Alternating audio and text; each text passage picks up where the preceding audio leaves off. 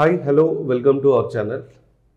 బుల్లితెర నటి జబర్దస్త్ ఫేమ్ అనసూయ ఈ మధ్య సామాజిక మాధ్యమాల్లో తరచూ విపరీతమైన ట్రోలింగ్కి గురవుతున్నది.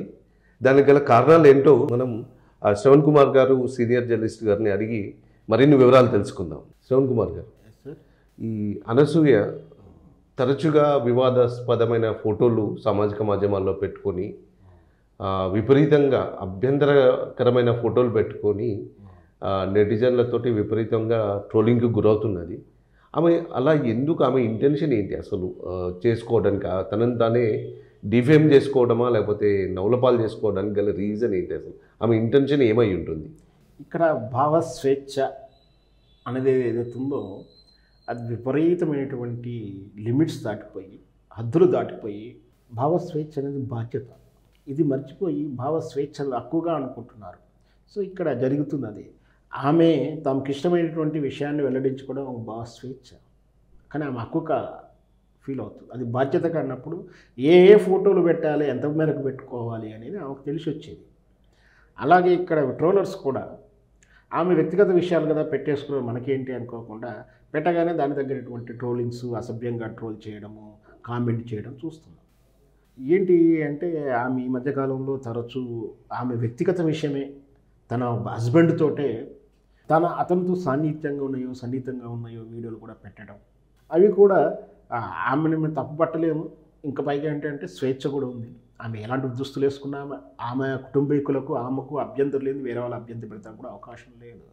కానీ ఒక సెలబ్రిటీ అన్నప్పుడు నిన్ను అందరూ చూస్తూ ఉంటారు, నీ విషయాలు అన్నీ తెలుసుకోవాలని ఇంట్రెస్ట్ ఉంటుంది.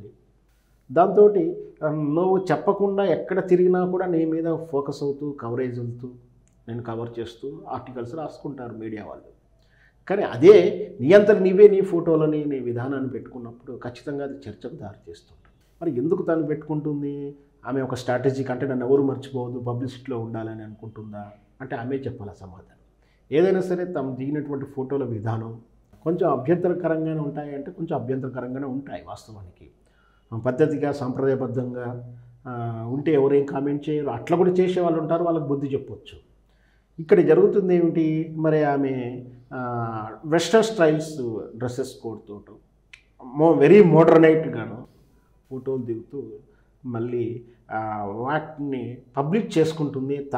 సోషల్ ప్లాట్ మీద తానే పోస్ట్ చేస్తుంది, వేరే వాళ్ళు ఎవరు పోస్ట్ చేయరు, తన ఏజెన్సీలు ఏం పోస్ట్ చేయవు. లేదా ఆమె ఎక్కడో ఉన్న దాన్ని చూసి ఆమె ఫోటోలు ఎవరో షార్ట్గా దింపేసి పబ్లిక్ చేయరు. లేదు ఎక్కడో ఉన్నటువంటి ఫోటోల్లో మార్ఫింగ్ చేసినవి కాదు, తానే వ్యక్తిగత హాలిడే ట్రిప్కి వెళ్ళినప్పుడు రకరకాల ఫ్యామిలీతో తన హస్బెండ్ తోటే వెళ్ళడం. మీరు ఎందుకు ఇట్లా పెడుతున్నారంటే నా హస్బెండే కదా అని ఆమె మళ్ళీ రివర్స్ కామెంట్లు చేయడం, కౌంటర్లు చేయడం. మీ హస్బెండ్ అయితే ప్రతి చర్య పెట్టేస్తావా, నువ్వు ఇలాగే గుట్టిగా చేసుకోవాల్సింది బహిరంగతంగా ఎందుకు చేస్తున్నావు అంటూ రకరకాల ట్రోల్ చేస్తున్నారు. అంటే ఇక్కడ ఏంటంటే ఇంత గతంలో కూడా మనం సార్ చెప్పుకున్నాం, మనం ఆరబోసేసుకొని వాడు తొక్కాడు వీడు తొక్కాడేనో, వాడు ఎరుకుపోయాడు వీడు ఎరుకుపోతున్నాడు అని కదా. మనం పారబోసుకునేటప్పుడే జాగ్రత్తగా ఉంటే ఈ ప్రశ్నలు వచ్చే సమాధానాలు, ఈ ప్రశ్నలు రావు కదా, వీటికి సమాధానాలు కూడా ఉండవు కదా, అవకాశం కూడా ఉండదు. కానీ తనకు తానుగానే పబ్లిక్ చేసుకొని తనకు తానుగానే విమర్శలకు గురయ్యి మళ్ళీ రివర్స్ కౌంటరు, మీ తీట తీస్తా అని చెప్పడం అంటే నిజంగా దుద్దుడుకు స్వభావం అనే చెప్పాలి. ఎందుకంటే పబ్లిసిటీ రకరకాలకు వస్తుండొచ్చు. లేదా ఆమె ఇంకొకటి ఉంది, ఆమె ప్రతి విషయంలో తలదూస్తుందని కూడా కొందరు విమర్శిస్తుంటారు. కానీ ఆమె చాలాసార్లు తీసుకున్న కాజు మాత్రం చాలా మంచి కాజు తీసుకుంటుంది. ఎందుకంటే కాస్టింగ్ కౌచ్ వచ్చినప్పుడు ఆమె చెప్పినట్టు విధానం, ఒక మరాఠీ నటికి ట్రోల్ చేస్తుంటే ఆమె మోరల్ సపోర్ట్ ఇచ్చింది. వాస్తవానికి ఏంటంటే ఆ నటికి కూడా అంతా రెస్పాండ్ అవ్వాలి. మరాఠీ నటి ఒక టీవీ ఆర్టిస్ట్ అనుకుంటా, ఆమె ఇంట్లో న్యాచురల్ యాదృచ్ఛికంగా ఒక వీడియో పెట్టేసింది. అంటే అక్కడ ఇంట్లో ఎలా ఉంటారో నైటీల మీదనో రకరకాలుగా ఏదో ఒక సింపుల్ డ్రెస్సెస్లో ఉండడం, ఆ వస్త్రధారణం చూసి ఎవరో నెగటివ్ కామెంట్ చేయడం, అసభ్యంగా కామెంట్ చేస్తారు. ఆమె లైట్ తీసుకుంది, చిన్నవేదో వదకు చెప్పేసింది, ఆమె అయిపోయింది. కానీ దాన్ని ఇట్లా ట్రోల్ చేయడం అని ప్రశ్న ఇచ్చింది. వాస్తవానికి ఆమెకు మోరల్ సపోర్ట్ ఇచ్చింది. ఇట్లాంటి విషయంలో తను ముందుకు వచ్చేసి దాన్ని మరి ఆ కాజుకు సపోర్ట్ ఇస్తుందని చెప్పుకోవాలా, ఆమె పబ్లిసిటీ కోసం ముందుకు వస్తుందో చెప్పుకోవాలి అంటే, ఒకవేళ పబ్లిసిటీకి వచ్చి చెప్పినా కూడా ఆమె ఒక కాజు తీసుకుని వస్తున్నప్పుడు ఆమెను అవమానించాలి, ఒక మోరల్ సపోర్ట్ ఇవ్వాలి అని చెప్పేసి చాలాసార్లు చర్చల్లో చెప్పిన సంఘటనలు కూడా ఉన్నాయి.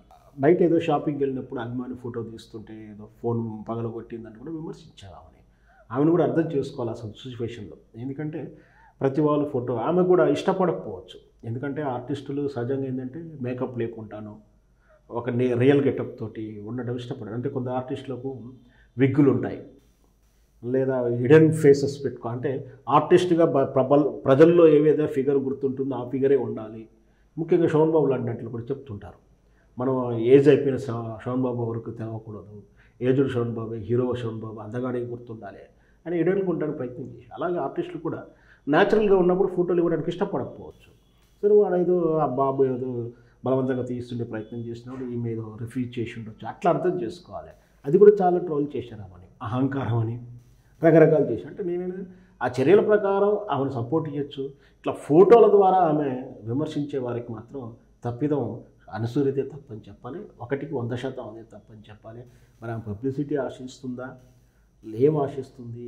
మరి ఒకవేళ కొందరు ఏం చేస్తారంటే తమను ప్రమోట్ చేసుకోవడానికి, నేను ఆర్టిస్ట్ని, నేను ఇన్ని రకాల క్యారెక్టర్లు అయినా చేస్తాను, హీరోయిన్గా అయినా చేస్తాను, ఈ టైప్ క్యారెక్టర్లు అయినా చేస్తానికి ఇష్టపడతాను అని ప్రమోట్ చేసుకునేలో భాగం కూడా అయి ఉండవచ్చేమో. అది ఏమైనా ప్రాబబిలిటీసే కానీ రియాలిటీ కాదు, మన ఊహగా మాత్రమే. అసలు ఏదైనా ఇంటెన్షన్ ఏమున్నా కూడా అవి పబ్లిక్ చేసుకున్న తర్వాత కామెంట్స్ వస్తే తట్టుకోలేకపోవడం, మానసిక బలహీనంగా ఉండడం మాత్రం కొంచెం బాధపడాల్సిన విషయం. విమర్శలు వచ్చినా స్పోర్టివ్గా తీసుకోవాలి, అంతేగాని విమర్శ చేస్తున్నారు చెప్పి వాళ్ళ మీద ఇష్టం వచ్చి రక్కేస్తాను, తాట తీస్తాను అనడం కూడా ఒక సైకాలజికల్ డిజార్డర్గా చెప్పొచ్చు. ధన్యవాదాలు శ్రవణ్ కుమార్ గారు. Thank you.